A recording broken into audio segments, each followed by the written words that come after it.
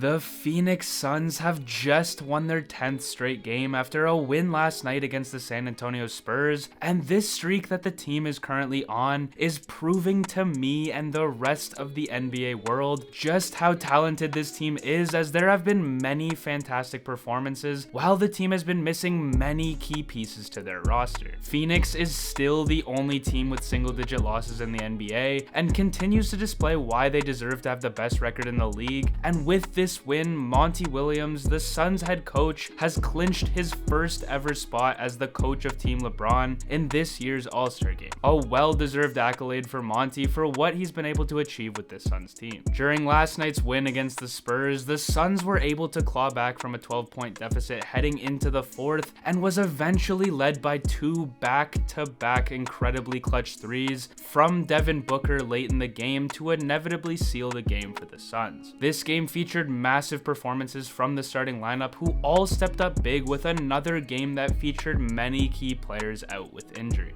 DeAndre Ayton, Cameron Payne, and Jay Crowder have all been key contributors all season and were unable to play last night, as both Crowder and Ayton are regular starters on this team. Cam Johnson and Bismack Biyombo stepped up big once again in their place to keep the pace of this team moving forward, and once again this team put up another masterclass of a performance to notch their 40th win of the season. Also, only a small percentage of people who watch my videos are actually subscribed, so if you end up liking this video, consider subscribing. It's free and you can always change your mind. Enjoy the video. Starting with the games of Booker and Paul, on top of Booker's two clutch threes late in the game, he dropped a game high of 28 while shooting 50% from the field, while Chris Paul notched his 24th double-double of the season, yet this time it was with 20 points and an absolutely absurd 19 assists, which is his season high, and it's also the most assists in a game by a player this season. And on top of that, he grabbed 8 rebounds, almost acquiring a triple-double on the night. There's not much more you can add about these two being one of the best duos in the NBA, because time and time again they simply do what's needed and get the job done by whatever means possible, whether that be doing that themselves and absolutely taking over a game scoring the ball, or like Chris Paul just displayed, setting up the other guys on this team in the perfect positions to get you points. No matter what is thrown at them, they overcome it, and this is going to be so crucial when the playoffs come around, as we have seen them win in almost every possible way this season, which is why they are one of the best teams in the NBA, and both Paul and Booker are no doubt going to be playing in the All-Star game. That has even left some people absolutely shocked that at least one of them aren't starting in that game, considering everything they've done. On top of this, Mikal Bridges dropped a season high of 26 points, which is just absolutely fantastic to witness, and if he continues these types of outings on offense, it just makes this team that much more unstoppable, as he has already had a fantastic season shooting the ball, shooting over 50% from the field, 38% from 3, and 85% from the free throw line. He just honestly doesn't take that many shots, as he averages just under 10 a game. This just shows you just how stacked this team is, because he's more than capable of scoring the ball, and he's proved that this season and honestly throughout his career, but the team just allows him to focus on what he does best, which is his defense, while the rest of the guys can carry the load offensively with their firepower. Moments like these show us that when the time comes, and this team has games like these where they have multiple guys out with injuries, Bridges can step up offensively and take more of the load to give the team the best possible chance to win. Bismack Biyombo and Cam Johnson both had very solid nights as well, filling in for Ayton and Crowder like I mentioned earlier, where Biyombo had a game high 11 rebounds for his double-double, and Cam had 11 while shooting 50% from the field, with yet another posterizer in the fourth being added to his resume. Lastly, a notable effort coming off the bench was Ishmael Wainwright last night, who may not be given many minutes once this team gets healthy again, but he still had a career night with a season high of 10 points, as he played in key moments in the fourth as well that I just felt like needed to be mentioned. Overall, Overall, the starting lineup in this game collectively shot 54% from the field, which was one of the main reasons why they won this game with how efficiently their stars shot the ball. Games like these are starting to become the regular for the Phoenix Suns from top to bottom. No matter which set of guys are out there playing, they do whatever it takes to get the W, and this can only mean one thing for them down the road.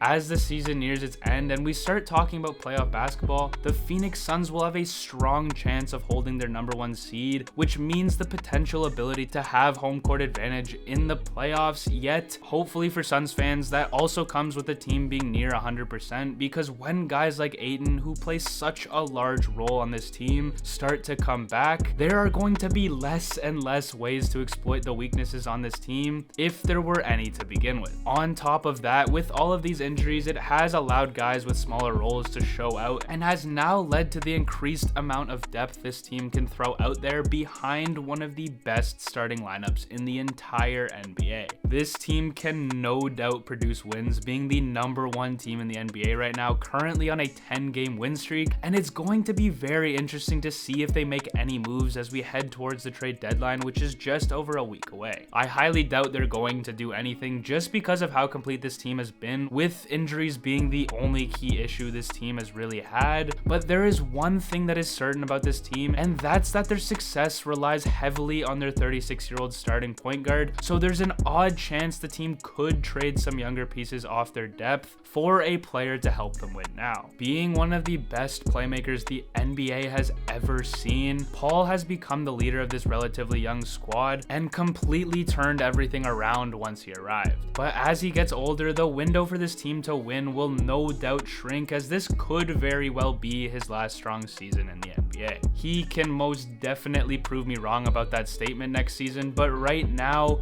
Chris Paul is averaging 14 points and 10 assists, which are numbers that are clearly exceeding the expectations of a 36-year-old point guard. But the only player that has reached these stats as a 36-year-old in the NBA is Steve Nash in 2011, which funny enough, he was playing for the Suns as well. But Nash went on to make one more All-Star game after that season, then went on to have a massive decline until he retired. The reason I brought this up is because this has been a norm for smaller guards in the past once they age, so the team could potentially try and land another big-time player to make them just that much better and help them win now. I highly doubt they will, just to make things clear to you guys, as this is quite possibly the most complete team in the NBA from top to bottom, with a starting lineup that is already really powerful. Yet if they were to make a move, this probably would be it, since their depth is already rock solid. The only other move that the team would probably make would be to acquire a backup power forward, simply because they lost their other two to injuries in Dario Saric and Frank Kaminsky, but we will see what the team ends up doing.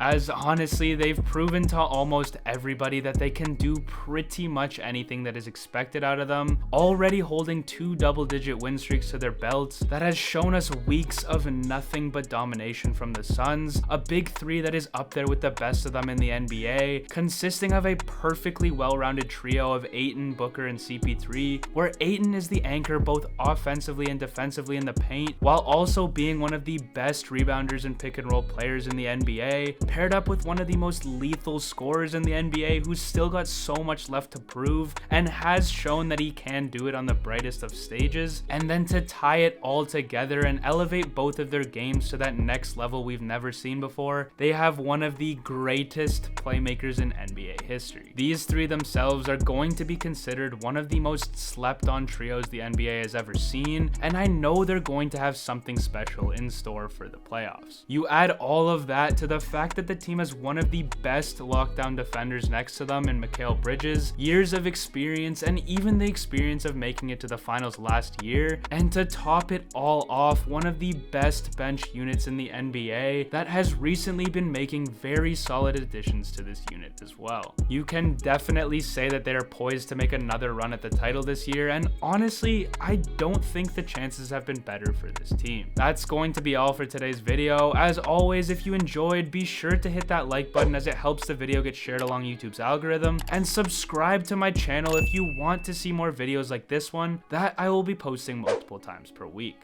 Thank you all for watching, and I hope you all have a fantastic night.